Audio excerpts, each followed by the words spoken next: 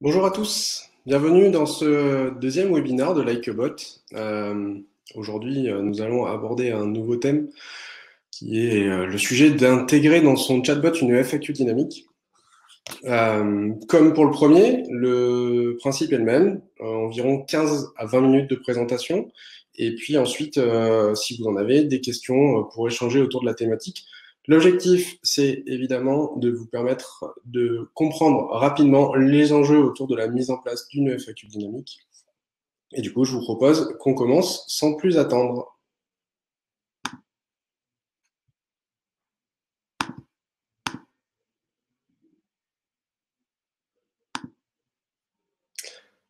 Alors, aujourd'hui, donc, le sujet, une FAQ dans mon chatbot.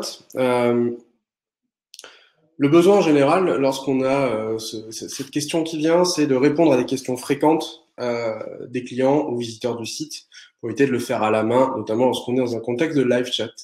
Le point de départ des projets en général, que ce soit dans le e-commerce, dans le service client de manière plus classique, ou même sur d'autres secteurs d'activité, ça va être soit une FAQ qui existe déjà, soit une liste de questions qui sont posées fréquemment, sur laquelle du coup on a déjà un gros volume de données, mais ce cas en général va être un peu plus rare.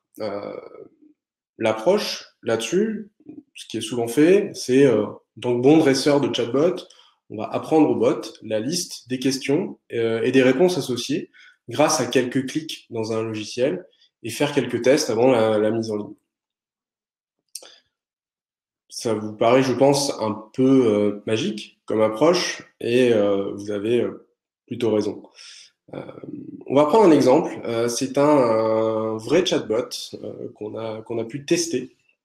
On a caché qui était la marque derrière, mais cette conversation est une vraie conversation d'un chatbot FAQ dynamique. J'arrive sur le chatbot, il me demande bonjour, je suis chatbot, quelle est votre question? Je lui pose donc une question qui me paraît être simple. J'aimerais connaître les prix pour une assurance habitation. Comme la question a été vague, j'ai moi par contre donné une réponse qui était plutôt précise, mais le bot semble ne pas avoir bien compris et me demande de préciser si je souhaite connaître les véhicules qui sont assurés par l'assurance. C'est un peu surprenant parce que j'ai parlé d'assurance habitation. Du coup, je me dis, il a peut-être simplement un doute, donc je lui réponds non. Puisque j'avais à ma disposition deux quick reply oui et non. Et là, le bot me demande si je souhaite connaître si la mutuelle de l'assurance prend en charge les frais d'ostéopathe. Alors là, on pourrait considérer ça un peu comme une tentative désespérée du chatbot de préciser à nouveau la thématique. Mais moi, en tout cas, ma réaction, c'est d'être plutôt désemparé par rapport à ça. Alors, comment on va faire pour, en 3 étapes, éviter le problème qu'on vient de voir? La première étape, ça va être de faire le deuil. Il va falloir accepter qu'un chatbot, ce n'est pas un moteur de recherche. Sinon, eh bien, autant installer un moteur de recherche sur son site. Il y a des moteurs de recherche spécialisés autour des FAQ qui fonctionnent, ma foi, très bien. Et puis, un chatbot, ça n'est pas non plus un assistant soumis et passif qui prend pas les choses en main et essaye simplement de répondre à votre question. On va donc tout de suite faire le deuil de l'assistant omniscient et on va oublier la phrase d'introduction qui est « Bonjour, comment puis-je vous aider ?»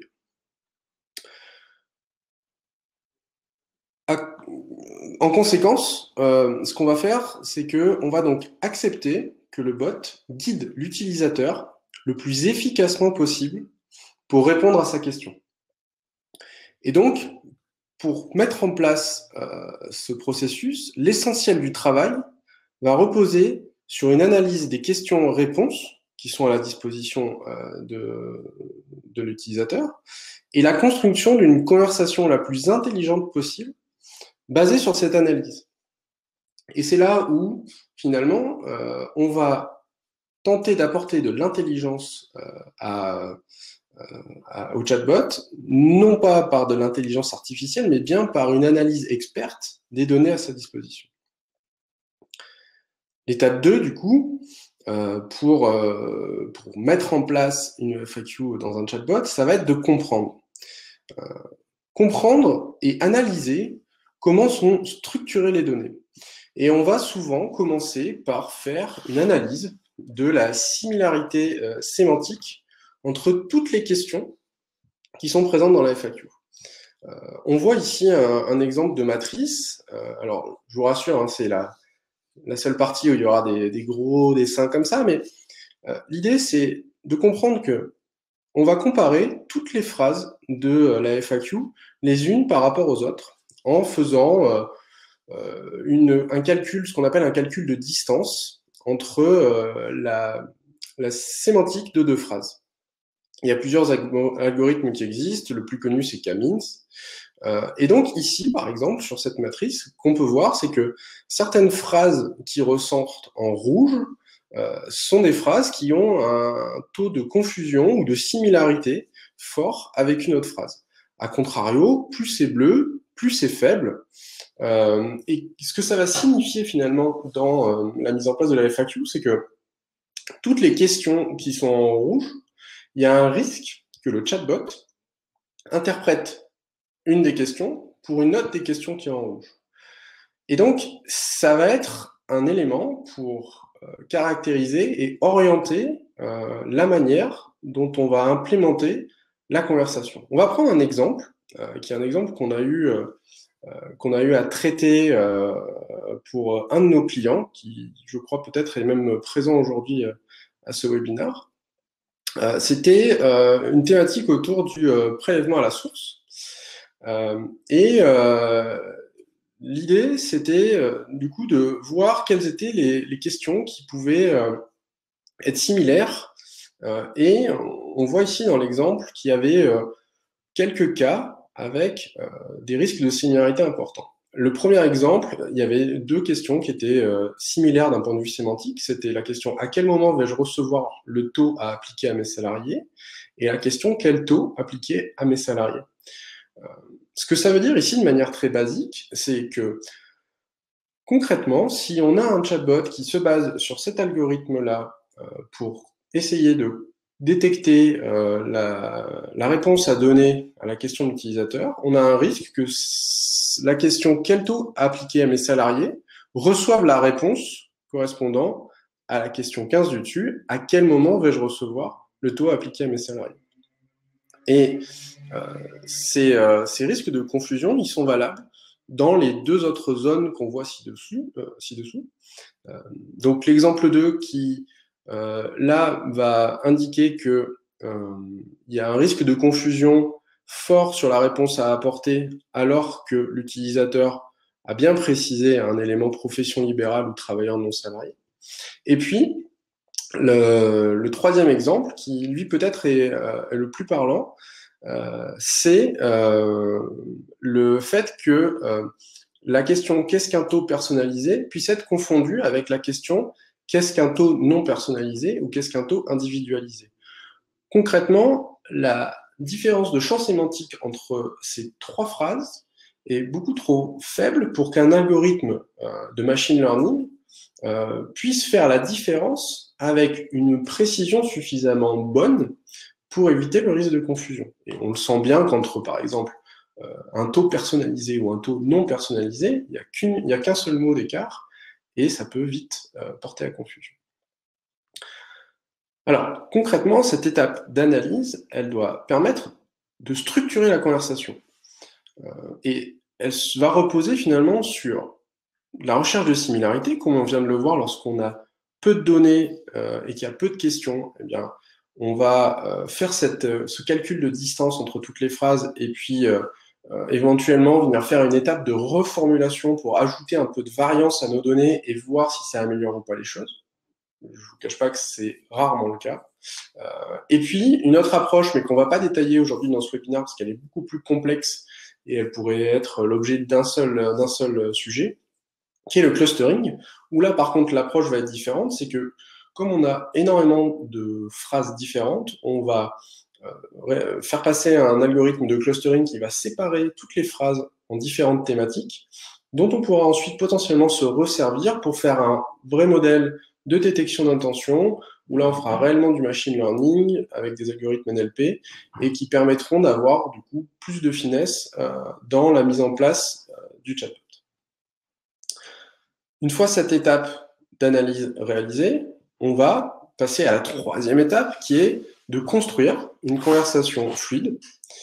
Et ça va reposer sur quelques principes. Le premier, ça va être de structurer la conversation. On va avoir principalement deux approches possibles pour guider la structuration de l'arborescence et de la conversation. Une approche thématique, où le chatbot va chercher à guider l'utilisateur en fonction des différentes thématiques des questions. Si on garde notre exemple du prélèvement à la source, eh bien, on va tout de suite lui demander si sa question, elle porte plutôt sur une partie procédure ou si elle porte plutôt sur le calcul des taux. Et là, dans cette situation et sur cette approche thématique, il y a un apport qui peut être intéressant, c'est un apport du métier, c'est-à-dire les gens qui sont confrontés à ces questions déjà au quotidien vont être capables de dire « moi je sais que les deux principales questions posées, ça va être la procédure de mise en place et la manière dont le taux est calculé ». Et donc, ça va être une première approche pour guider la structure globale de la conversation. Et puis sinon, une deuxième approche qui va être une approche par profil, où on va d'abord essayer de connaître le profil du visiteur avant de l'orienter vers le bon service. Dans le cas du prélèvement à la source, ça peut être salarié ou dirigeant, mais on peut aussi imaginer, par exemple, sur un site e-commerce, commencer par dire « Bonjour, êtes-vous client ou pas ?» Si les clients, la conversation va s'orienter autour de services qui sont pour les clients. Si c'est pas le cas, on va l'orienter vers de la génération de leads ou des choses comme ça.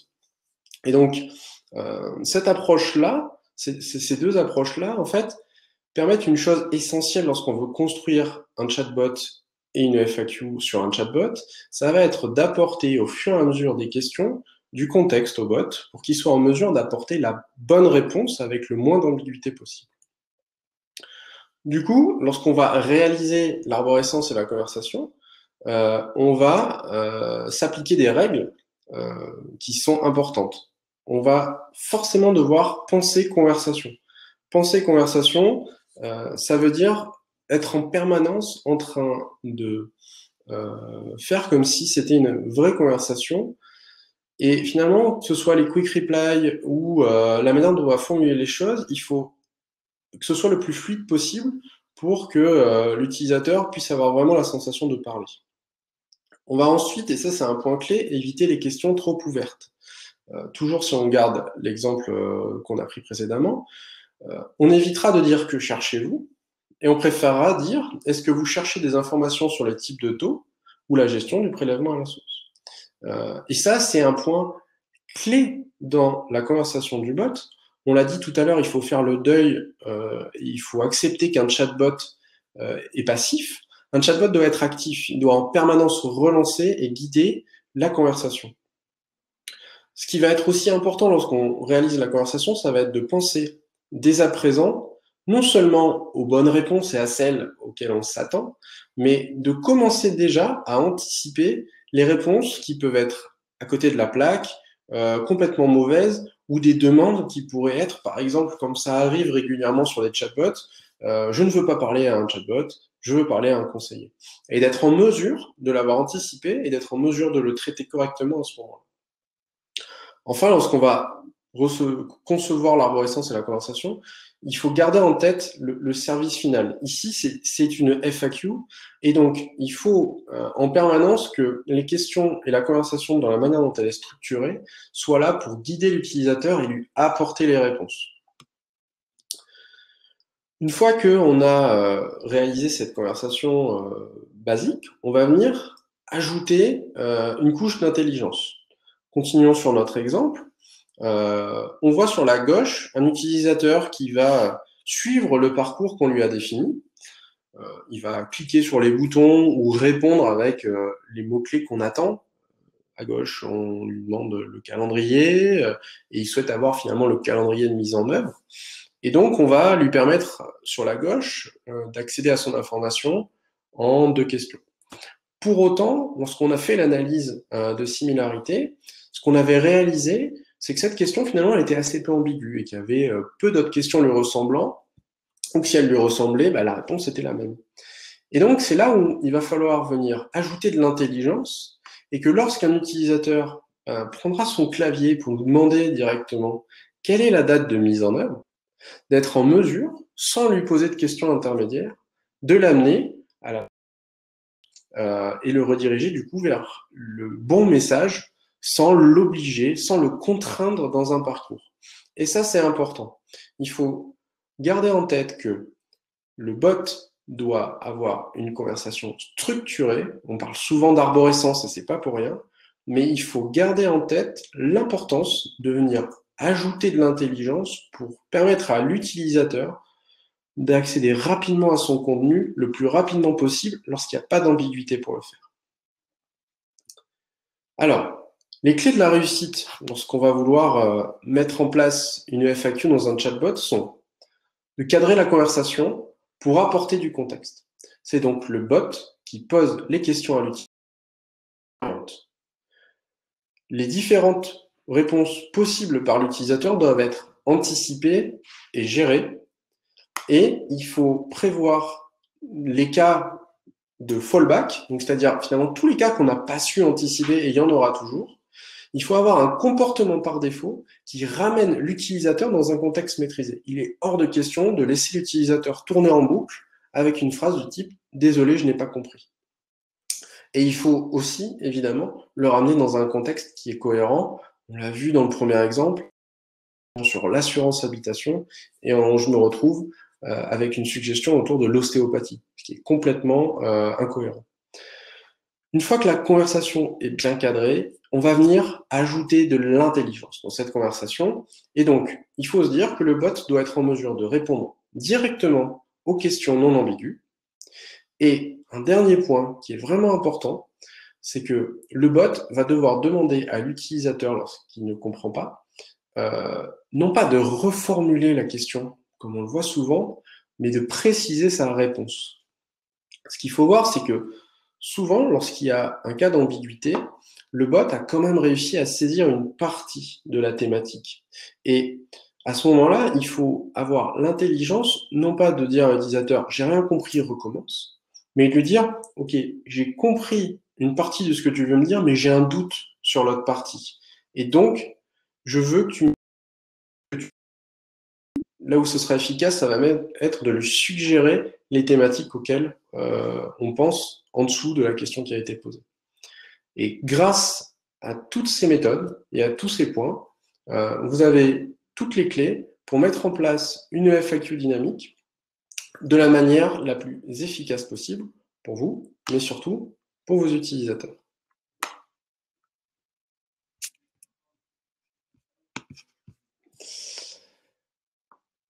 Alors, cette présentation est terminée. Bien sûr, on a maintenant un peu de temps pour vos questions. N'hésitez pas à utiliser le chat qui est situé sur votre écran, sur la droite. J'ai un peu de temps pour répondre à vos questions. Vous pouvez aussi éventuellement vous rendre sur notre site likebot.io où vous pourrez tester notre chatbot. J'espère que vous aurez compris que on aime les choses pragmatiques, les choses efficaces. On fait du machine learning et de l'intelligence artificielle lorsque c'est nécessaire et lorsqu'on a les données pour. Et en tout cas, on sera ravis de répondre à vos questions et de vous accompagner sur vos projets de chatbot dans les prochains jours. Voilà. Est-ce qu'il y a des questions? Je vous remercie en tout cas pour vos retours sur le chat. On organisera une troisième session. Ces webinaires sont voués à continuer. Il y a plusieurs sujets qu'on a en tête, notamment la réalisation de tests sur les chatbots, comment bien tester son chatbot, ou bien rentrer un peu plus dans le détail de la partie machine learning et détection d'intention, qui sont des sujets beaucoup plus complexes. Mais en tout cas, on va garder, je pense, le format des 15 minutes. et continuer à réaliser ça. Je vois qu'il y a une question qui est en train d'être tapée. Alors, je vais attendre 2 petites minutes. Le format de 15 minutes, c'est parfait. Eh ben, en tout cas, c'est le but d'essayer d'être pragmatique. J'espère que j'ai été clair et qu'en tout cas, ça vous a donné matière à réfléchir sur vos projets ou sur ce que vous avez même déjà réalisé.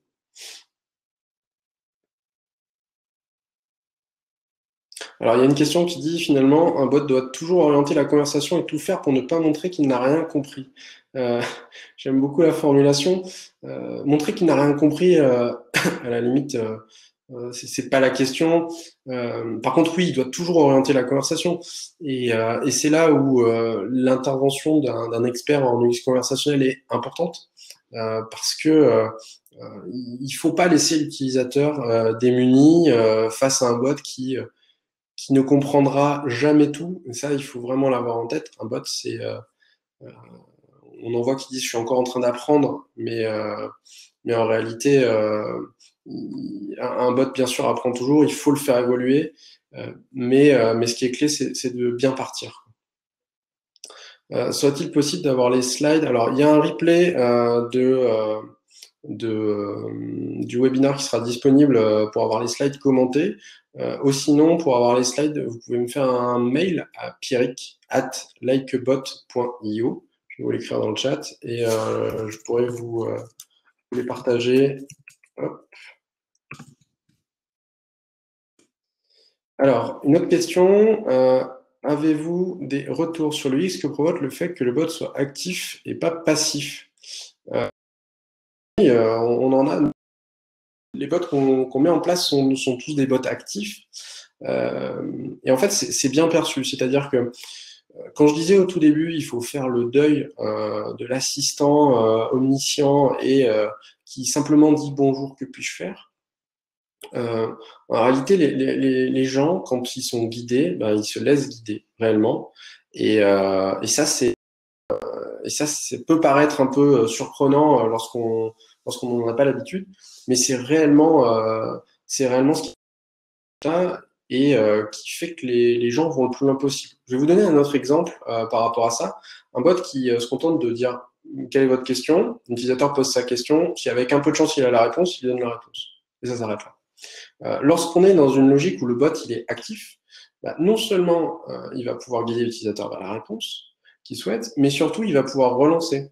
Une fois qu'il a apporté la réponse, il va pouvoir lui dire bah, tiens, maintenant peut-être que ce sujet-là peut t'intéresser aussi. Et enclencher une conversation et le faire aller beaucoup plus loin pour lui faire découvrir plus de contenu ou des services additionnels ou l'encourager à donner son mail, etc. Est-ce que vous avez d'autres questions? Oui, encore une question. Comment gérer une personne réticente à l'utilisation d'un bot? C'est une bonne question aussi. Il y a plein de raisons pour lesquelles elle peut être réticente à l'utilisation d'un bot. La première, ça peut être parce que le bot est mal fait. Et donc là, malheureusement, ça va être compliqué. Ou sinon, une fois de plus, c'est de l'accompagner. C'est de l'accompagner au maximum. Ou alors, et ça c'est un levier qu'il faut pas négliger, bah, si elle est réticente à parler à un bot ou à utiliser un bot, bah, c'est de lui proposer de parler à un humain. Et donc ça c'est un élément que nous on met beaucoup en place. L'ordinateur fait la demande par exemple et dit je veux parler à un humain, je ne veux pas parler à un bot. On a une détection d'intention sur notre plateforme Likebot qui permet automatiquement de passer la main à un conseiller. Mais bien sûr, il faut avoir quelqu'un de disponible à ce moment-là. Est-ce bien de prévenir nos customers qui peuvent dire stop pour arrêter le bot? Oui, oui, tout à fait. Alors, ici, il va y avoir deux sujets. Il va y avoir le bot, par exemple FAQ, où là, finalement, bah, il suffit de plus lui parler pour qu'il s'arrête. Et puis après, il va y avoir les bots, on va dire, plus marketing, orientés notification. Et là, évidemment, qu'il faut mettre une manière de s'arrêter, de se désabonner, bah, parce que c'est une bonne pratique et qu'elle devrait être beaucoup plus encouragée sur certains bots marketing, effectivement.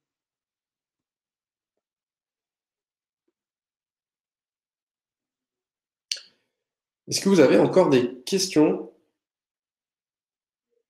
A priori, non. Donc, n'hésitez pas à me faire un mail si vous voulez échanger autour de vos projets, si vous avez des questions, pour ceux éventuellement qui voudraient obtenir les slides en PDF. N'hésitez pas à partager autour de vous le lien du replay. C'était notre deuxième webinaire. Vous êtes de plus en plus nombreux à être inscrits et ça nous fait vraiment très plaisir. On espère que ça va continuer à grandir comme ça. On va maintenir une fréquence à peu près de toutes les 2 à 3 semaines. N'hésitez pas à vous abonner à notre page LinkedIn ou à notre compte Twitter Likebot pour être tenu informé des prochaines sessions. Je vois qu'il y a encore quelqu'un qui est en train de taper. Je ne sais pas si c'est une question ou si on va pouvoir conclure. Le prochain prévu pour quand? C'était intéressant, merci. Eh ben, le prochain prévu pour mi-juin à peu près. En tout cas, on vous tiendra au courant. Vous recevrez probablement un email pour vous avertir de la prochaine session. Et une fois de plus, abonnez-vous sur LinkedIn ou sur Twitter à nos comptes. On les publie, on les poste. Et n'hésitez pas à regarder le replay aussi du premier webinar dont le sujet était l'intelligence artificielle a rendu mon chatbot bête. Comment faire? Voilà. Je vous dis merci beaucoup et à très bientôt pour le prochain webinaire. Merci à tous. Bonne soirée.